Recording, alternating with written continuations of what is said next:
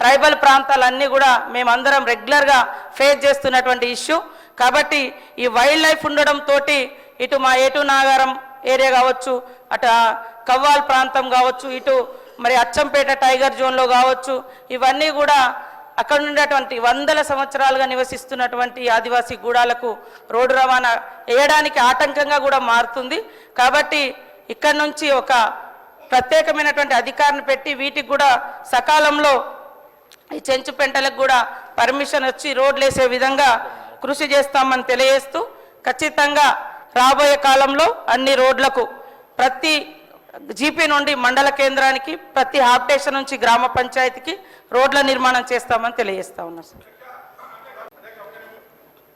అధ్యక్ష, గౌరవ మంత్రి గారు మరి వెంటనే చేపడతామని చెప్పినందుకు వారికి ధన్యవాదాలు తెలియజేస్తూ, ఒక చిన్నది అధ్యక్ష, మండల హెడ్ క్వార్టర్లలో రోడ్లు కంజెస్టెడ్ అయిన అధ్యక్ష, జనాభా పెరగడం వల్ల ఆ పోయే రహదారులు బాగా కంజెస్టెడ్ అయినాయి. కాబట్టి ఒక్క రిక్వెస్ట్ గౌరవ మంత్రివర్యులకు, అదేవిధంగా గౌరవ ముఖ్యమంత్రి గారికి, అన్ని మండల హెడ్ క్వార్టర్స్లో 4 track road with central lighting చాలా బాగుంటుంది అధ్యక్ష.